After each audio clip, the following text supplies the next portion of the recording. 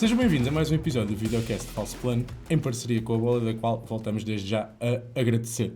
Este episódio será dedicado aos Mundiais, quer ao rescaldo do contrarrelógio que já aconteceu, como naturalmente às provas de estrada que decorrerão ao longo da próxima semana. Falaremos também um pouco dos europeus, das clássicas do Canadá, de outras corridas que foram acontecendo ao longo destes últimos 15 dias e de algumas polémicas que podem sempre dar aqui alguma interessante intriga. Como sempre, dar-vos nota para nos seguirem em falsoplano.pt, no nosso Twitter e no nosso Instagram. Eu sou Henrique Augusto, o moderador deste podcast. Comigo tenho Fábio Babau, diz olá lá para cá, Fábio. E tenho Miguel Pratas. Olá.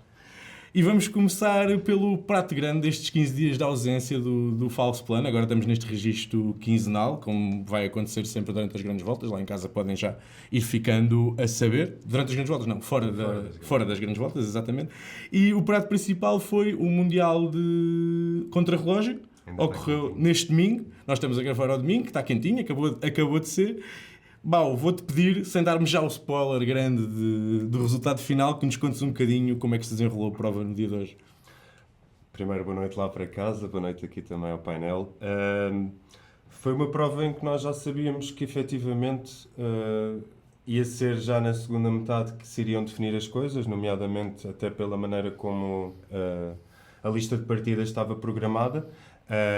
E basicamente assim foi, ou seja, começámos a ter uma noção do que é que iam ser efetivamente os tempos quando Søren Varensholt foi primeiro na meta. Logo a seguir vem Nelson Oliveira e até nos podia ter dado aqui uma ideia de que ia ser um bom tempo, mas os intermédios já vinham a demonstrar que havia gente a fazer muito melhor. E é sempre bom termos aquele segundinho, não é? De ir lá para o hot seat. Ele fez a parte dele. A realidade foi que já se sabia que ele não ia fazer top 10 por aquele tempo e a prova disso foi quando Kaspar Asgreen passa na meta e tira mais de um minuto ao português. A partir daí tivemos umas quantas passagens e Eduardo Affini ainda tira 36 segundos a Asgreen. E aí sabemos, começou a luta a sério, não é? A Affini vem a comprovar que já tinha estado muito bem nos europeus, onde foi campeão europeu desta modalidade de contrarrelógio individual e também campeão europeu no contrarrelógio misto. E basicamente acabou só por ser destornado já mesmo no final por Filippo Ganna, que também acabou neste caso por tirar uma brutalidade de tempo à Affini, quase 40 segundos, mais coisa, menos coisa. E ficou ali, aliás, diga-se que Ganna ainda passou na meta, perto da meta, ainda ultrapassa Roglic, o que não deixou de ser caricato, e acabou por ficar na meta a tentar perceber o que é que o belga Remco Evenepoel, que foi o último a sair, campeão olímpico de contrarrelógio. E campeão mundial. E campeão mundial. Já era, mas acabou por revalidar neste caso o título e basicamente foi mesmo já na meta por sensivelmente 5 segundos. Foi 6 segundos, se não 6 segundos. Voltou a revalidar o título. E o que é que se há de dizer, não é? A festejar em estilo, que não era uma imagem nada habitual de ver nos contrarrelógios. É porque se recordarmos... Terminar de braços levantados. Sem dúvida, e se pensarmos bem... Remco Evenepoel acabou por ter ali um episódio caricato que foi, mesmo antes da partida, ele estava-se a montar na bicicleta, dá ali umas pedaladas para trás e a corrente da bicicleta acabou por sair, precisou ali da equipa dele para voltar a pôr a bicicleta, a corrente na bicicleta e até já tinha lá a bicicleta de substituição e depois quando parte percebe que o potenciómetro não está a funcionar. Não está calibrado, sim. Basicamente Remco veio o contrarrelógio inteiro sempre na dúvida do que é que estava a fazer em termos de pace e foi o que ele disse já no final na flash interview, que foi: quando eu chego ao fim e vejo verde, significa que eu estou na frente, e acabou nos últimos metros por festejar com os dois braços para cima. Sim, e ele estava a estrear também a bicicleta olímpica toda dourada, lindo, com o capacete também ele dourado, em homenagem àquilo que ele fez em Paris. Onde venceu não só esta especialidade, como venceu também a estrada, mas a discussão da estrada a gente já lá vai mais daqui a bocadinho. Prata, chamando-te aqui também à conversa, fora aqui os principais nomes que eu acho que o Bau acabou por já falar, sobretudo da luta a 2, que acabou por se verificar entre Remco e Ganna, que provaram estar num campeonato à parte de todos os outros, quem foram os destaques nesta prova? Além do Baffini, que ficou em terceiro e apesar de ser o campeão europeu em título, não tinha um percurso ao seu jeito, ou seja, tinha ali aquela subida no meio, a distância também era longa. Ele é mais conhecido por ser muito forte em prólogos, em contrarrelógios curtos. Acaba por, para mim, pelo menos, ser uma surpresa ele estar presente Concordo. neste pódio, à frente de outros nomes mais cotados. E curiosamente, a Itália repete aqui 2 nomes no pódio, que já tinha acontecido no europeu, quando ele próprio ganhou e o Catane ele ficou em terceiro. E outro nome que a mim me surpreendeu e que poderia ter feito até um bocadinho melhor no resultado final, não fosse mais um infortúnio, que é o Jay Vine, da Emirates, o australiano, que é um contrarrelogista Recente. exímio. Não, e recente. Ele não era contrarrelogista. Sim, ele foi conhecido inicialmente por ser Um trepador. por ser um corredor do Zwift. Exato. Depois foi contratado pela Alpecin e brilhou numa Vuelta. Portanto, ia ganhar essa camisola da montanha, não fosse em quedas. Depois a Emirates foi contratá-lo e desde que está na Emirates tem tido inúmeros problemas relacionados com as suas quedas. Manter-se em cima da bicicleta tem sido um desafio grande para o australiano. E apesar de já ter tido bons desempenhos em contrarrelógios, não confesso que foi uma surpresa para mim ele no top 5 numa distância tão grande, apesar de até ser um percurso bom para ele porque tinha aquela subida no meio. E o que é que aconteceu? Caiu no último segmento, termina em quinto, com a viseira partida. E toda ensanguentada, a imagem. Ninguém percebia porque é que ele tinha perdido tanto tempo do terceiro para o quarto. Porque não havia imagens. Tal era a surpresa que nem sequer havia mota com Quando ele aparece ele. na linha de meta está tudo rasgado. E acaba por ficar a poucos segundos do quarto lugar. Sim, pelo menos o quarto seria garantido sem queda. O quarto seria dele, Sim, acho e talvez até o pódio. Exatamente.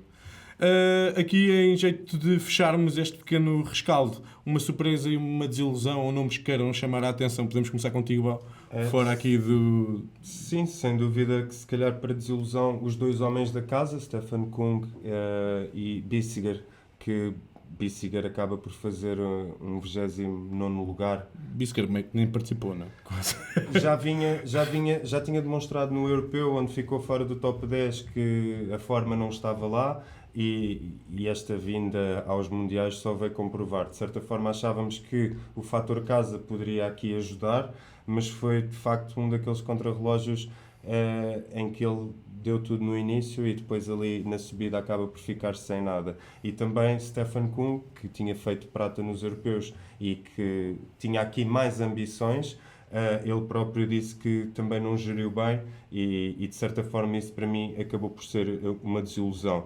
Uma surpresa foi ver de facto Kasper Asgreen a fazer um 6º lugar, mas ainda assim que nem era expectável, ou seja, eu não tenho Kasper Asgreen como um contrarrelogista. Eu nos últimos 2 anos 10. Não tenho Kasper Asgreen como nada. Basicamente. Ele fica fora do top 10 o ano passado, mas nos 2 anos antes ele termina dentro do top 10. Sim. A questão, para mim, a surpresa não é pela qualidade que ele tem, porque ele a tem, é por a sequência de resultados em que ele vinha que trazem até aqui. Uma época super discreta. Exatamente, vindo praticamente do nada. E do teu lado, Pratas? Eu vou só aqui destacar 3 desilusões, acho que as surpresas já referimos os nomes que importavam. Para mim, a maior desilusão, e apesar de eu achar que ele tem perspectivas para a prova de estrada, é o Primož Roglič. Teve um desempenho fraquinho, tendo em conta o percurso, porque tinha aquela subida e nós já vimos como ele já foi campeão olímpico. Também num terreno ainda mais acidentado do que este. E ficar fora do top 10 para mim é uma tremenda desilusão. E os outros 2 nomes são os 2 americanos, o Brandon McNulty, que tem sido se calhar top 3 dos melhores contrarrelogistas do ano, e o próprio Magnus Sheffield, que já nos mostrou que anda bem com estes terrenos mais acidentados e em longas distâncias. E acabam também os 2 por falhar o top 10. Aliás, o McNulty acho que foi 10º. O McNulty é 10º, sim. E para mim O Roglič disse até que, lá está, ainda se sente um bocado cansado da Vuelta e que veio para o contrarrelógio na ótica de manter o corpo em andamento e ainda assim estar perto destes colossos do contrarrelógio. E eu, por acaso, antes de vir para aqui, estava a pensar na forma em como, de facto, todos aqueles que estiveram na Vuelta acabam por não ter aqui grandes resultados, mas o Affini acaba por ser um outlier.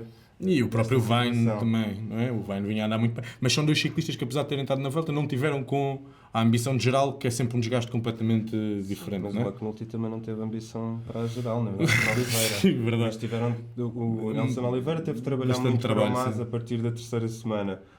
o McNulty, pá, foi um corredor mais livre, digamos assim. Aproveitando que falaste um bocadinho do Nelson, o Nelson acaba por desiludir um pouco, dado o nível que ele costuma apresentar nestas grandes competições, faz um 15º. O João, eu já tinha menos expectativas para ele também, é raro ele apresentar-se neste tipo de terrenos. E sobretudo de contrarrelógios, eu acho que não há nenhum resultado de destaque dele em contrarrelógios internacionais, que eu tenho ideia. E sobretudo vindo da paragem, não estava à espera que aparecesse. Talvez um bocadinho mais expectativas para o próximo fim de semana, Sim, mas falaremos que o nisso na Nelson altura. conseguisse fazer aqui pelo menos um top 10, que é o que Sim. nos tem vindo a habituar, acaba por ter no fundo a pior classificação desde 2016. O João, lá está, era expectável, vinha aqui rodar, foi a primeira prova desde que abandonou a Vuelta devido à Covid-19, portanto, É o que é. dou de barato. Eu também não me preocupa particularmente.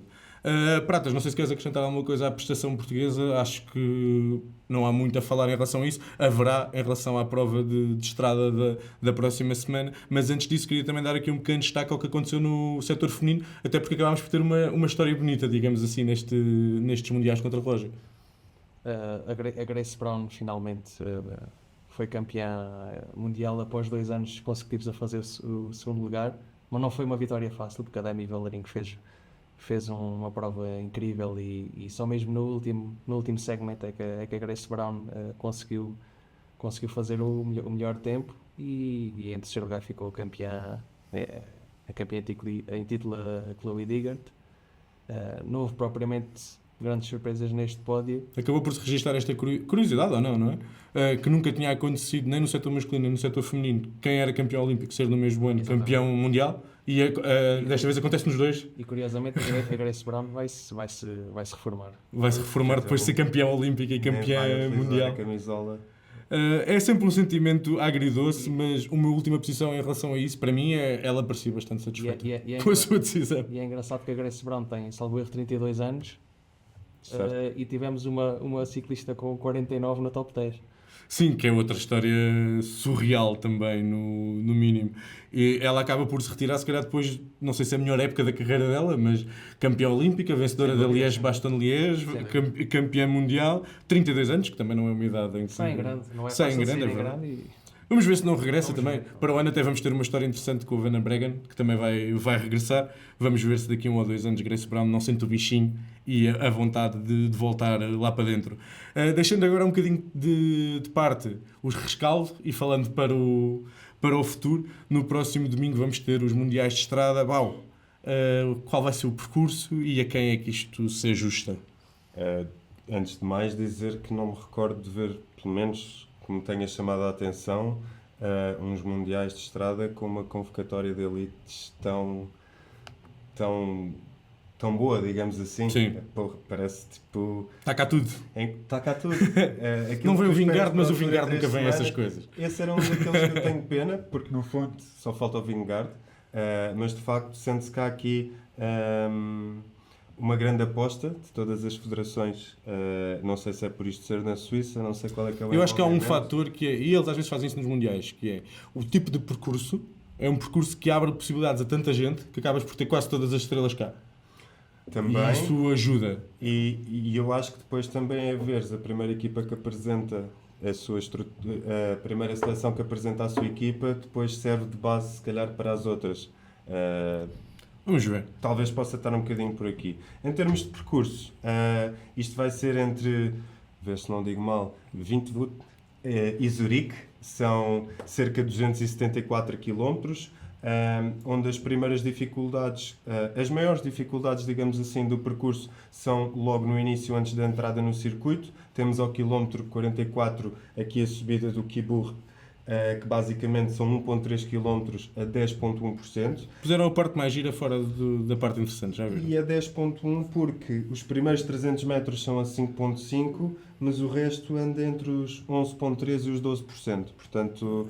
Mas eu acho que nem o Pogacar é maluco o suficiente para atacar aí, não é? Não, de todo. Mas depois temos logo ao quilómetro 67 Susseblatz, que é 1.7 km a 8.5%, em que os primeiros 400 metros são também a 4.6, ou seja, estas duas subidas destacam-se por um início praticamente ali quase em falso plano, mas depois a restante parte, que é 1,3 km, vai andar entre os 9,3% e os 11%. E depois entramos no circuito onde será a decisão da corrida. Que são mais de 200 km no circuito, vão fazer 7 voltas a esse circuito. O circuito tem cerca de 27 km e a maior dificuldade é sem dúvida aqui o Viticon, se não estou a Tu pronunciar estás mal, fortíssimo. que são 1,9 km a 6,3%. Sim, e também aí há alguns desníveis. Será talvez um dos percursos mais montanhosos dos últimos anos, eu diria. O acumulado é superior a 4.000.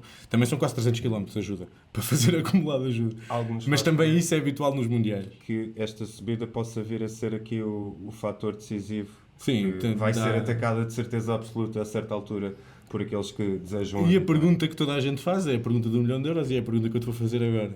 Alguém pode bater Pogačar? Ou isto vai parecer uma Liège, uma Strada Bianca? Então se vai embora e acabou. Eu acho difícil, até porque Pogačar está numa forma intratável. Está sempre. Aqui o único fator pode ser que o Pogačar não tem uma UAE por trás e tem sim uma seleção eslovena que traz também Roglic. Roglic já disse num periódico que eu não sei qual é que foi, que está com o olho na prova também, portanto não sei que tipo de química é que isto pode gerar dentro da equipa, mas para Pogačar são aqui dois fatores muito importantes. O fator de performance da época, porque pode vir a ser o ciclista a fazer a melhor temporada de sempre. Estatisticamente, se ele vencer os mundiais ou a Lombardia, ultrapassa as épocas do Merckx. Pronto. 60. E ao mesmo tempo, se ele vence os mundiais, pode entrar para uma lista muito reduzida, que é composta por Eddy Merckx e Stefan Roche, que ganham o Giro, ganham o Tour e ganham os mundiais. Portanto, há aqui muito interesse de Pogačar, parece-me. E acho que é uma prova que já lhe vem a escapar há alguns anos. Ele nunca esteve perto sequer. Ele faz terceiro. Sim, o ano passado, mas o Van der Poel quando arranca... Este percurso é sem dúvida mais... É mais duro. Sim. E eu acho que está muito no limite para Van der Poel, que parece ser neste tipo de provas o único que consegue realmente competir com Pogačar. Está a incógnita de outro ciclista que já venceu muito neste tipo de percurso, e agora vou passar aqui para o Pratas, mas que nunca venceu perante, pelo menos no mano a mano, perante Pogačar. Remco será talvez o principal adversário do esloveno? Sim, finalmente vamos ter um duelo, parece-me. Nós estivemos na Austrália, em Wollongong, quando o Remco foi campeão do mundo, mas ele acaba por atacar muito longe e o Pogačar não faz o movimento certo e eles acabam por não se enfrentar diretamente. Estamos aí a adiar este confronto das Lièges bastante. Exato. Não foi este ano. Esperemos que Pron já possa participar os dois e parece-me ser, sem dúvida, o nome com mais capacidade para conseguir acompanhá-lo. Pelo menos para conseguir acompanhá-lo no primeiro ataque. Aliás, até pode ser ele a fazer o primeiro ataque. Mas depois disso vejo qualquer corredor do mundo com muita dificuldade para conseguir apanhar o Pogačar. Em relação a Van der Poel tem falado bastante dos mundiais. Eu, olhando para o percurso à primeira, diria que é demasiado duro para ele, mas Van der Poel é um ciclista que, quando define um objetivo, costuma ser bastante perigoso. Isso é certo, e ele está em grande forma, mostrou agora na Volta ao Luxemburgo com a vitória na primeira etapa e uma boa classificação geral, mas é isso, acho que o percurso está já fora dos limites do Van der Poel. O que é que eu acho que vai acontecer? Acho que ou o Pogačar ou o Remco talvez queira surpreender e atacar primeiro. Um deles vai atacar, alguém vai conseguir acompanhar, e eu não sei se o Van der Poel vai querer ir nesse ataque ou se vai querer ficar na expectativa e ver se consegue apanhá-los mais à frente. O que é certo foi que nos Jogos Olímpicos ele ficou na expectativa e a certa altura tinha o Van Aert e por isso também não podia fazer a ponte, porque senão levava Van Aert atrás e corria o risco de perder para o belga. E ficar na expectativa contra Remco ou contra Pogačar, que são ciclistas que quando sozinhos correm muito bem, é demasiado arriscado. Dás 20, 30 segundos. Já não os vês mais. É isso, é a sensação. E muitas vezes até se vê atrás, começa-se a correr logo para o segundo lugar ou para o terceiro. Ou o que for. Mas além destes nomes, acho que há aquilo. Deixa-me só acrescentar uma coisa, desculpa, antes de tu ires aos outros nomes, porque há bocado queria dizer e depois não disse. Tu disseste que esta Eslovénia não é a UAE, e não é, sem dúvida, a UAE domina as corridas ao prazer do Pogačar, mas é provavelmente a Eslovénia mais forte que o Pogačar já trouxe consigo. Ou seja, traz Roglic, vamos ver qual é que será o trabalho dele, mas traz ainda Mohoric, traz Tratnik, traz Govekar, traz uma equipa bastante, traz Mezgec, traz uma equipa bastante competente Ao contrário de outras vezes em que já vimos Pogacar praticamente abandonado neste tipo de corridas. Mas não sabemos se traz para o Pogacar, se traz... Ou seja, queremos O acreditar Tratnik que e o sim. Roglic são muito amigos, não é? Mas Vão ser um colegas dos de equipa. responsáveis pela seleção disse que os objetivos é claramente ter uma medalha, que é a de ouro, e em princípio com o Pogacar, mas que estão de olho na segunda medalha, ele até referiu isto. Bem, isso às vezes quem se fala estica demais, muito, normal, depois não lixa-se. corre Mas bem. eu acho que o Pogacar há espaço para seres um bocadinho arrogante, em princípio depois ganhas à mesma. Mas vamos ver, não é? Isso é que é a parte interessante do ciclismo. E não E sobretudo vejo este Roglic. confronto entre Remco e Pogacar, que Não eu vejo acho que é Roglic muito com a explosão não necessária tem. para um... Nem- Já não uma tem. prova. Se calhar até já teve, se alguma vez Também teve. não é um corredor habituado a estas distâncias. Exatamente. Ele já venceu uma Liège, mas noutras circunstâncias e até outro período da sua carreira. Se ele hoje tivesse, se calhar, feito um pódio, a nossa conversa aqui era diferente. Ele não venceu o Liège, o Alaphilippe é que perdeu. Sim, Sim. o Filipe perdeu a Liège para ele. Era para eu dizer. Ias acrescentar outros nomes que também se podem imiscuir aqui na Outros luta? nomes que acho que também merecem a menção. Além de também falaste do Mohoric, que é uma alternativa da Eslovénia, que deve ter sido em conta para ser o plano B e também não ir nessa jogada do ataque do Pogacar, mas temos outros nomes em grande forma. O Mark Hirschi, Homem da casa. tem estado intratável e joga em casa. Até agora não está a correr bem aos homens da casa. E também que já tem referido várias vezes que também está a apontar. E este tipo de percurso é a cara E o dele. percurso é a cara dele. E há outros corredores como o Van Gils, o belga. O Velens. A Bélgica leva sempre umas seleções e para o estas Velens, que coisas. são duas boas alternativas ao Remo, que lá está. Sim. E temos outras seleções boas. A seleção espanhola tem, se calhar, 8 corredores capazes de fazer qualquer um deles, se calhar, top 10 numa prova com esta dimensão. Tem uma seleção que parece que vai correr um Ventoux, não é? Para ganhar acho que nenhum tem Tem categoria, Ayuso, mas- Carlos Rodrigues, Landa. Depois tens outros corredores que também gostam desta prova dos mundiais. Por exemplo, Mats Pedersen é um corredor que... É óbvio que Eu isto é acho muito que é duro muito para duro. ele, Eu acho que é muito duro. mas também me surpreendeu aquilo que ele fez na Escócia no ano passado. Sim, eu não verdade. estava à espera que ele andasse lá até muito perto do final, digamos assim. Sem dúvida que a Espanha tem uma grande seleção, é um cabeçalho mais- por Para mim, Mas para mim, Ayuso. o nome que eu acho que vai fazer um excelente resultado é o Stephen Williams, Certo. da Inglaterra. Tentado a ter uma época Tem uma incrível. equipa competente Tom e ele está numa Pidcock, forma que fantástica. caiu no Tour. Ele não vem sequer, ou vem? Vem. O Pidcock vem, eu achava que ele não caiu estava. no Tour of Britain e basicamente não foi ao Canadá, acabou por ficar. Aquilo está ali, há alguma em coisa casa esquisita a entre o aquecer. Pidcock e o Pidcock e a Ineos, mas pronto. Muito esquisita, pá. Mas não é só com o Pidcock. Aquilo está tenso, sim. A Ineos está tensa. A Ineos está tensa Sem no dúvida. geral. Agora uma pergunta aqui um bocadinho para os dois. O que é que podemos esperar da seleção portuguesa? Eu diria que é a melhor seleção portuguesa que nós apresentamos a um Mundial nos últimos anos. Pelo menos a mais robusta. Certo, e são muitos, não é? Ocupámos os lugares todos desta vez, não é? Tomamos. Temos João Almeida, Rui Costa, o Gêmeos Oliveira, Afonso Eládio, a estreia nestas grandes competições, e temos ainda Nelson Oliveira. Ou seja, eu diria que provavelmente, se calhar à exceção de Ruben Terreiro, todos os nossos melhores nomes aqui, mesmo assim eu vejo um bocadinho difícil uma grande prestação. Qual é que é a vossa opinião? Os irmãos Oliveira estão de uma forma excelente, vão de certeza ser muito úteis aos dois líderes, que deverão ser o Rui Costa e o João Almeida. Se bem que o João Almeida tem o problema, é que vai ter que trabalhar para o seu líder, para o Gatchar. Mas acho que é possível aqui termos uma boa prestação, principalmente por parte do Rui Costa, quem eu É isso. acredito que possa fazer melhor, porque ele está habituado a este tipo Ele de adora provas. este tipo de corridas. Sabe ler bem as corridas e neste tipo de provas isso é ainda mais fundamental, porque são muito mais desorganizadas, não é? E ele mostrou-se bem agora nos últimos dias, ainda agora na última etapa da Volta ao Luxemburgo. Andou ao ataque. Andou ao ataque, por isso é sinal que Teve azar pernas no vão- europeu, que vão acabou tomar. por lhe saltar a corrente. Não, isso é o outro Rui. Foi o Rui Oliveira. Sim. O Rui Oliveira está a andar muito, mas isto não é percurso para ele, não é? Estávamos a falar Não, de todo. do Mas são Rui Costa. bons elementos de trabalho. Só que isto, sem dúvida, que para o João deveria ser uma coisa mais dura Sim. do que isto. Eu acho que Necessita de eu diria que um bom explosão. resultado era um top 10. Acho que muito mais do que um top acho que é 10 possível no top 10, top 15 do Rui Costa. inicialmente. Acho que mais. Depois, se a corrida for muito dura, atacada de muito longe, talvez o João consiga ter Sim. alguma.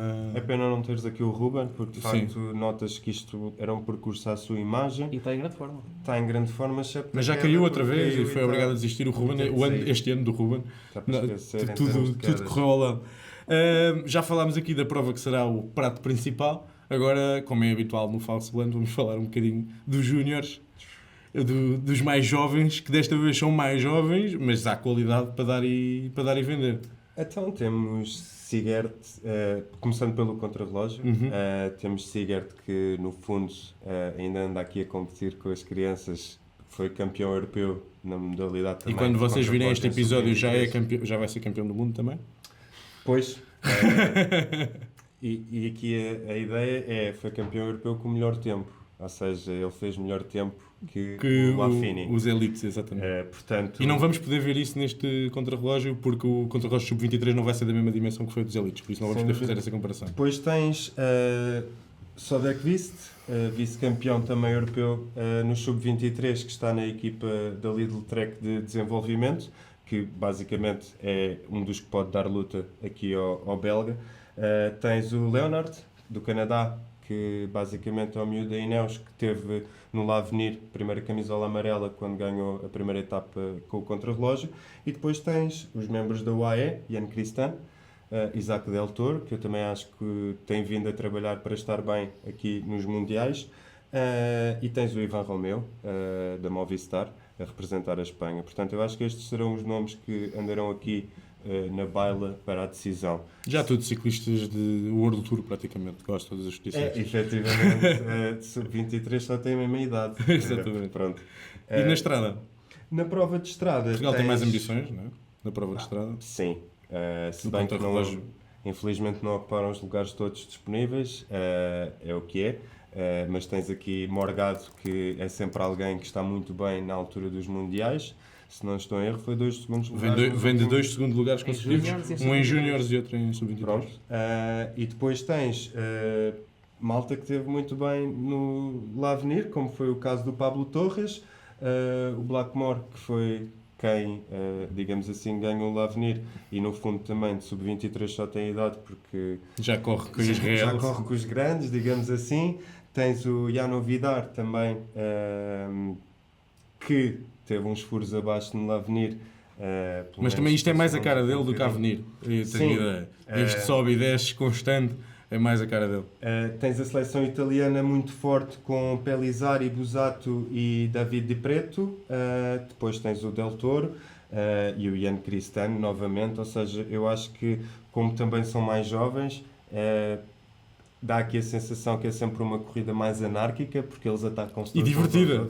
Sem dúvida que E atenção que para quem está mais por dentro do ciclismo, hoje em dia vês uma corrida de sub-23, já não tens aquela ideia de que estás a ver, que não sabes quem são, porque tu já os conheces quase todos. Porque eles correm quase todos no World Tour. Enquanto que se calhar nos europeus tiveste imensos nomes que não menos estão conhecidos, nas vistas, aqui está a creme de la creme dos miúdos jovens que já estão no plantel. Vai ser certamente uma corrida interessante. Dá só destaque dos restantes elementos da equipa portuguesa, nomeadamente Daniel Lima, que tem estado a ter uma época interessante, Lucas Lopes, que foi o nosso melhor classificado no Tour de l'Avenir, e depois ainda estarão presentes também Gonçalo Tavares e Alexandre Monteiro. No setor feminino, Pratas, também se espera uma luta aguerrida pelo arco-íris. É uma luta entre as duas corredoras da ST Works. É o costume, por não é? norma.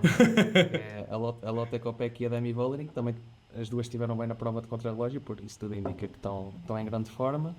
Para mim são as duas grandes favoritas, apesar de haver outras corredoras, como por exemplo a Logo Borghini, italiana. Temos a Marianne Vos em caso de sprint, ou a Puck Peters, as duas belgas, são duas boas alternativas à Lotte Kopecky. E depois há, ainda costuma, a Neo Adona, por exemplo, que também anda muito neste tipo de clássicas, e a própria campeã olímpica, a Faulkner, porque não vermos também uma enganá-las duas vezes. Qual seria a tua aposta? Eu vou na Lotte Kopecky. Para mim é mais completa. Em para qualquer mim cenário para mim é sempre difícil imaginá-la a não vencer. E também concordo contigo que o cenário mais provável é a revalidação do título mundial, e ela tem feito uma boa época e tem honrado bastante a camisola que está vestida, por isso não está mal emprego. Temos estado até agora focados nos mundiais, mas vamos dar um saltinho até ao Canadá, onde se deram as únicas duas provas do World Tour do continente americano, e onde tivemos duas histórias diferentes, uma em Quebec e outra no Montreal. Não sei se se diz assim, no Quebec Montreal. E outra em Montreal. São duas clássicas que, por norma, a primeira é um bocadinho mais leve menos dura do que a segunda, e tivemos, como não podia deixar de ser, Pogačar ao ataque, e a ser surpreendentemente acompanhado por um corredor belga chamado Arnaud Delis, que é um classicómano e um sprinter.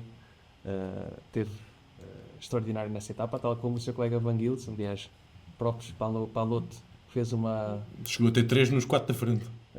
Sim. E depois ficou sem nada. Sim, no último quilómetro era Pogačar, Van Gils e Delis. E Bergmoos? Era o Bergmoos, não era? Sim. Mas não foi suficiente o endurecimento da corrida e o ataque do Pogačar, e no fim os grupos voltaram-se a unir e ganhou Michael Matthews, que é um corredor lendário desta prova. Se nós formos ver aqui o registro, ele tem 5 ou 6 top 5 seguidos.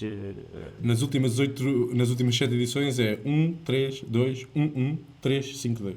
Este corredor é muito competente aqui nesta corrida, voltou a vencer e mais uma vez tivemos uma história de superação, se é assim podemos chamar, que venceu um dia ou 2 dias após o falecimento da avó. Já tínhamos tido um caso similar na Vuelta que corremos aqui, e aqui mais uma vez aqueles botes a mais, e bateu o Guirmay e o surpreendente Rudy Mollard, que fez a sua aparição anual, e depois na prova de Montreal voltou a desaparecer do mapa. Nessa prova também não há grande... Essa foi um filme que nós já vimos muitas vezes, não é? É um filme repetido, já vimos isto mais vezes do que eu sozinho em casa, que foi para deixar a atacar e... Depois da equipa toda puxar, ele ainda puxa mais que todos os outros a seguir. E ninguém tenta, isso é a parte mais... Para quê? Hoje em dia já ninguém tenta. Tipo, pronto, ele vai e agora a gente faz... Mais vale guardar forças para somar mais pontos a sair. E foi isso que aconteceu. O Pogačar venceu pela primeira vez esta corrida, vai ter que voltar para o ano ao Canadá para vencer Quebec.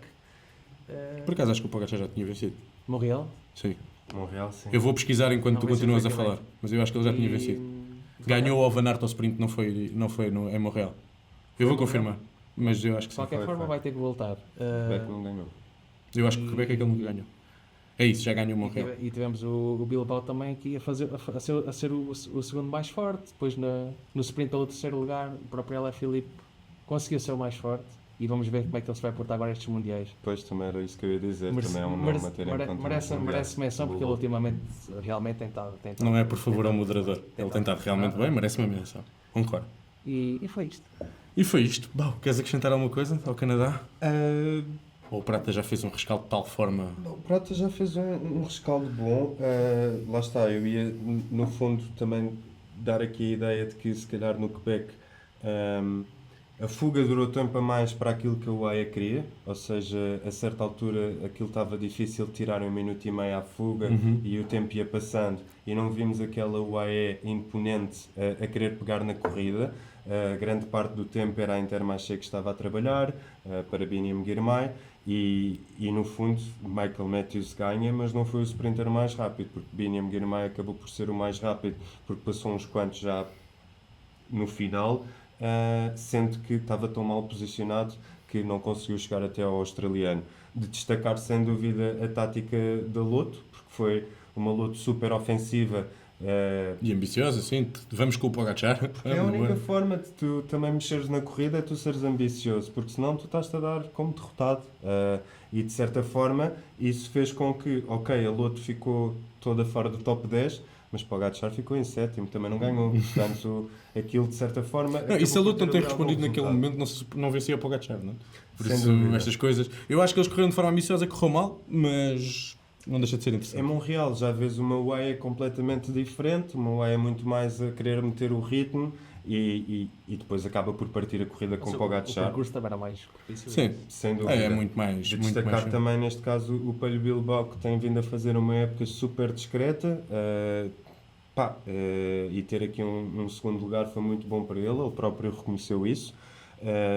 E acho que é tudo. E acho que é a prova mais semelhante até em relação ao Mundial, que já falámos bem, e é bom tirar ilações daqui, porque os ciclistas que estiveram bem em Montreal, eu acredito que também provavelmente estarão competentes nos Mundiais. Quanto aos europeus, nós no contrarrelógio já falámos do essencial. A Affini venceu, Kungnal fica em segundo, Kataneu fica em terceiro. No Sub-23 ganhou a Sigurd, como tu já disseste, e só acrescentar que nos femininos ganhou o Lotto Kopecky. Mas na estrada houve um bocadinho mais de história do que no contrarrelógio, apesar de ter sido uma vitória ao sprint. De facto, nós já tínhamos a ideia de que isto poderia ser um sprint compacto. Tínhamos sprinters de elite, como era o caso de Jasper Philipsen, Tim Merlier, Olaf Koy. Os principais estavam todos, eu diria que faltava Bini, mas pronto, o Bini não pode participar nos europeus. Pronto, vimos uma Dinamarca a tentar por tudo sempre partir a corrida para que isto não fosse levado ao sprint final. Infelizmente nunca conseguiu, porque no fundo a Bélgica nunca deixou. A Itália também controlou muito a corrida. Deixou. Olaf Koy esteve sempre ali super discreto no grupo. E basicamente houve ali alturas em que não estava lá na frente, naqueles ataques malucos de Mathieu Van Der Poel, que também acabou por mexer muito na corrida, mas no fundo depois veio-se a perceber que era mesmo para o sprint final, e foi aquilo que se comprovou, ou seja, a Bélgica foi para esta prova com 2 líderes. Mais que o outro. O próprio Jasper Philipsen disse, cada um vai tentar o seu melhor resultado. Eu acho que a própria seleção não se importaria de ter os 2 no pódio. Infelizmente não conseguiu, embora Jasper Philipsen tivesse o comboio maior. Merlier, que já vem habituado a não ter grande comboio, acabou por surpreender e levar a vitória para casa, ficando à frente de Olaf Koy e de um fantástico Mads Mikkels. A surpresa destes europeus. Teve aqui um excelente resultado. E o resto, pronto, foi sprinters por aí abaixo. Acabou por ser interessante, porque o Philipsen claramente não gostou da forma como as coisas terminaram, e eu acho que acende aqui uma discussão que cada vez... que o ano passado não existia. Philipsen no ano passado tinha um estatuto praticamente indiscutível do melhor sprinter do mundo, certo. E eu queria-vos desafiar depois destes europeus, que foram mais uma das provas em que tivemos todos os sprinters juntos. Já tinha acontecido há pouco tempo também na Eschborn Frankfurt, se não estou em erro, que tinha ganho o Koy. Desafiar-vos a dizer, neste debate do melhor sprinter do mundo, qual é a vossa posição? Podes começar tu, Pratas. Para mim, o melhor sprinter do mundo é aquele que vai ao Tour e ganha. E o Jasper Philipsen continua a ser esse corredor, apesar de ter tido uma temporada um bocadinho de furos abaixo. Apenas ganhou 8 por 8 vezes. Tem 3 etapas no Tour, não ganhou o verde.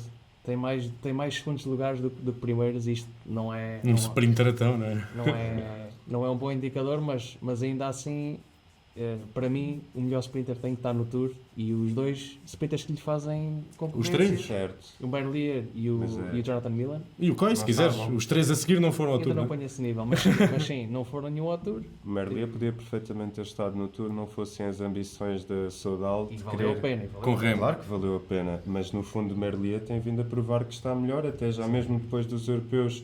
Eu não vou dizer o nome da prova em belga, mas é o Tour de Flandres, que é uma prova que entra aqui na Lotus Cycling Cup, que é um conjunto de 10 clássicos. Que interessa, estavam lá os sprinters e ganham o Merlier outra vez, não é? Quem tinha o comboio e o lead-out foi novamente a Alpecin, e Merlier simplesmente só teve de ir na roda de Jasper Philipsen. Pela tua argumentação, já desconfio de qual será a tua resposta ao meu desafio. Não, Tim Merlier muito mais forte que Jasper Philipsen este ano. Para mim, o sprinter do ano é o Tim Merlier. O melhor sprinter do mundo para mim continua a ser o Philipsen, por esse motivo. E o Philipsen diz. Mas a verdade é que o Merlier tem 15 ou 16 vitórias, que é realmente um número impressionante, e foi campeão europeu, e agora a seguir ao campeonato europeu venceu outra clássica contra estes... E hoje novamente já venceu Hoje venceu outra, portanto está a fazer uma temporada fantástica. Sem comboio. E eu espero, praticamente, sim. E eu espero que os 3 possam estar no Tour no próximo ano, porque vão estar os 3 no seu pico de... Eu acho que o Milan estará certamente. Merlier tenho mais dúvidas, porque eu acho que o Remco é ambicioso. Acho que o Jonathan Milan no próximo ano já vai... se continuar a evoluir, já vai ser o sprinter mais rápido do mundo, e vai provar isso no Tour. Ele atualmente, para mim, é o sprinter mais rápido do mundo. Minha opinião, e agora temos que avançar, mas só para fechar, a minha opinião neste debate, só para também participar, eu acho que Merlier é o mais rápido, Philipsen é o mais consistente, e Philipsen depois tem o outro lado que pode não entrar para esta discussão, que é a sua capacidade de estar muito bem noutro tipo de provas também, como é a Milan-San Remo que ele venceu, ou o segundo lugar que fez na Paris-Roubaix, mas isso para a luta dos sprinters já não é bem a mesma... Exatamente, vai brincar com o Mads Pedersen aos sprinters versáteis, não é? Não é sprinters da Avenida Larga. Pratas, dar aqui uma voltinha por outras corridas, nós tivemos 15 dias fora e o ciclismo não para, e houve aí corridas até chatear. Sim, agora tivemos muito recentemente a volta ao Luxemburgo, que venceu, de certa forma surpreendente, o António Tibério. Num percurso mais virado para os Classic Commons, mas com alguma dureza e com o contrarrelógio no meio e depois com a chave. Ele conseguiu ser o mais consistente e na última etapa conseguiu ultrapassar o Van der Poel e já não sei se quem estava. Acho que à frente dele também estava o Ayuso. O Ayuso tinha vencido o contra-relógio, mas vou confirmar. E basicamente foi isso. Também tivemos o Gaudu muito bem a vencer a última etapa e não fosse, se calhar, aquele contra-relógio no meio. Era o Van Severen. Foi o Van Severen, Que tinha ganho a segunda etapa. Que venceu a etapa e ficou como líder. E essa segunda etapa também tem uma história, se calhar, interessante. Vamos falar daqui a pouco sobre uma desclassificação.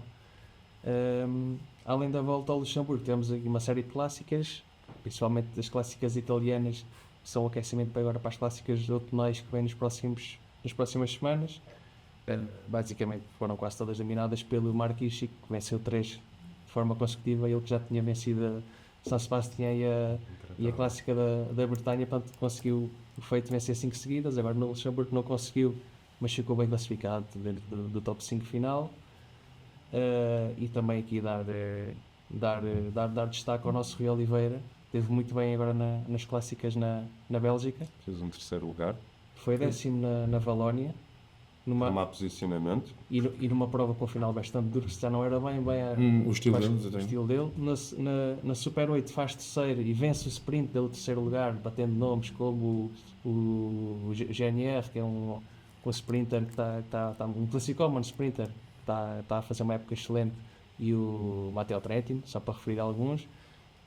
E ainda sobre o Rui, vem na sequência de um excelente europeu, que já falámos aqui, que só não fez um top 10 ou até mesmo um top 5 porque saltou corrente nos últimos. Sim, e depois de já ter estado muito ativo, ter procurado movimentações, já na Dinamarca tinha estado bastante bem. Tem sido interessante ver o Rui com mais liberdade e a conseguir alcançar alguns resultados. Sabemos que a principal missão dele na UAE normalmente não é a correr para si, mas já não é a primeira vez, também já tinha acontecido há umas épocas na Vuelta, quando ele também teve alguma liberdade. E Mollema demonstrou não estar bem na Valónia. Sobretudo para este tipo de provas, eu acho que não está a fazer uma época para esquecer, digamos, que passagem.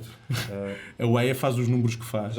Desculpa só acrescentar isto. A UAE acho que chegou à 75ª vitória do ano agora. Faz estes números sem sprinters.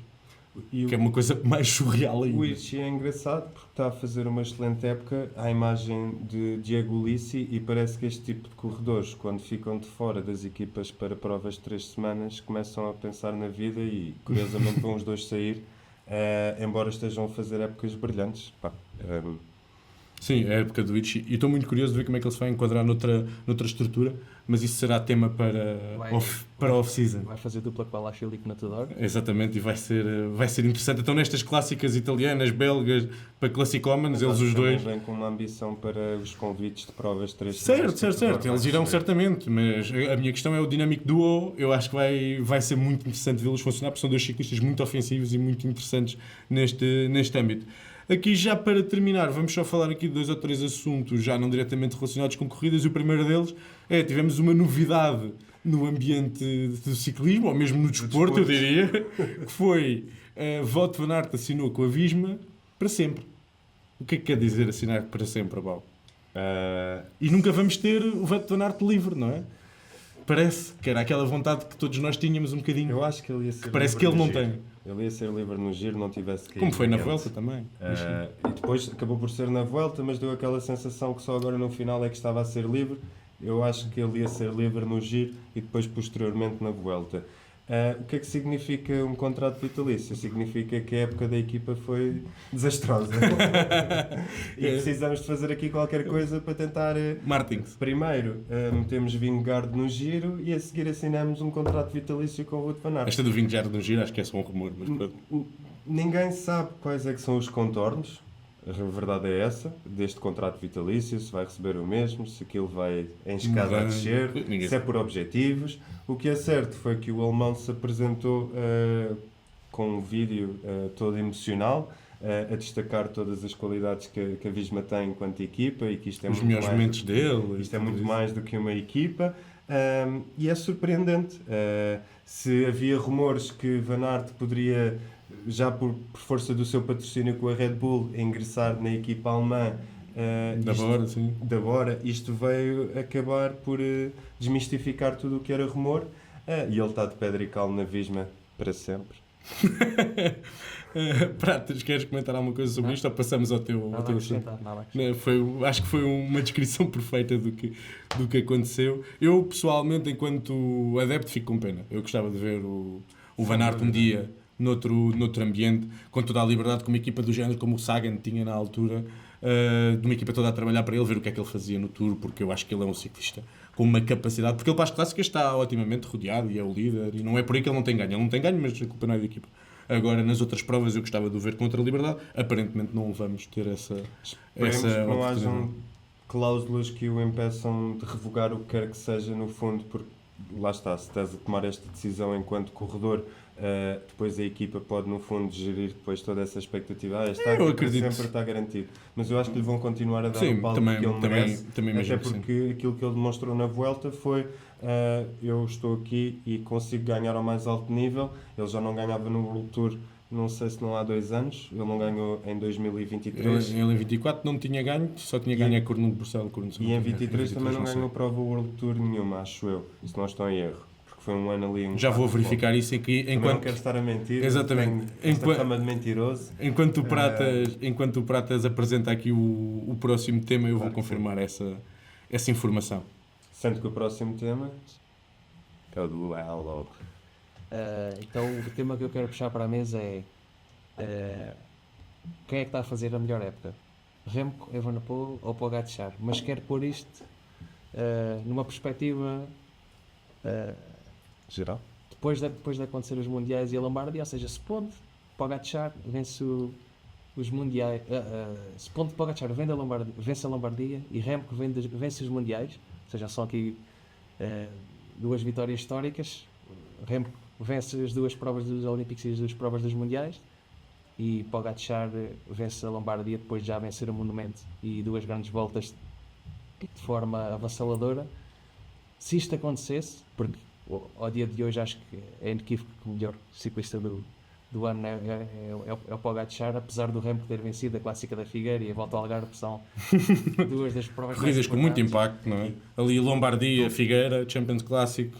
Mas se estas 2 vitórias acontecerem, a quem é que vocês dariam o prémio de ciclista do ano? E isto também tendo em conta que o Remco fez um tour fantástico com o 3º lugar. E ainda venceu uma etapa. Deixa-me só, para concluir a informação de há bocadinho, tinha vencido, mas já só em 24 de março de 2023.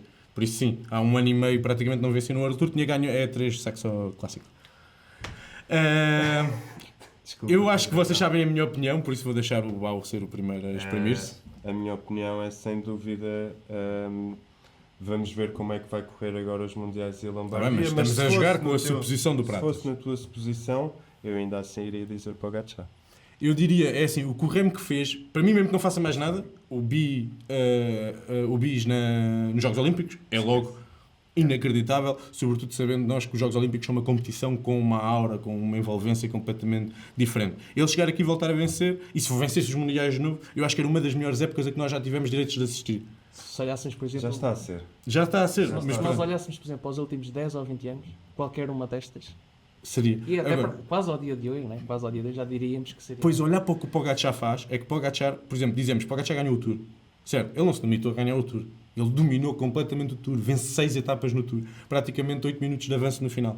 No giro, igual, 6 etapas no giro, 10 minutos de avanço para o E segundo. agora, o 7º lugar em Quebec foi a pior classificação A dele pior numa classificação prova. dele o ano todo. Ele tem mais prova- vitórias no World Tour do que Numa qualquer prova de equipa um dia toda foi a junta. pior- foi a pior Ou seja, classificação. eu acho. E depois ainda entra aqui a simpatia pessoal, eu gosto, sou mais fã do Pogačar do que do Remco. E acho- Mas eu acho que caso seja 2 grandes voltas, 12 etapas e 2 monumentos, eu não só diria que é melhor do que a época do Remco, diria provavelmente é a melhor época da história do Porque ciclismo. depois podes dizer, ok, nos Jogos Olímpicos o Remco tinha uma seleção mais forte que a de Pogačar. O Pogačar não mas participou depois- por causa daquela birra no âmbito Bato das eu, voltas. mentiroso.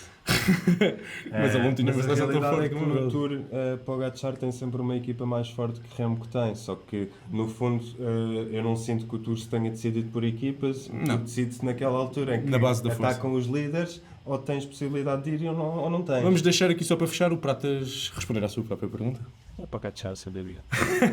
Ele lança só a polémica para cima da mesa, mas depois, até no fundo, é um Mas rapaz. segundo, É um rapaz sensato. Remco Evenepoel Certo. certa, né? E a melhor época da carreira de Remco e uma grande época Se de bem que o Remco. Mathieu Van Der Poel começa a época Com Roubaix e com aquelas Flandres. competições em que só compete, compete Só muito aparece pouco para e ganhar. ganha, só que depois, lá está, acaba por ir ao Tour, quase por fins publicitários. Sim. Sim, e acaba só por ser injusto. O Lula ganha 2 monumentos. Exatamente.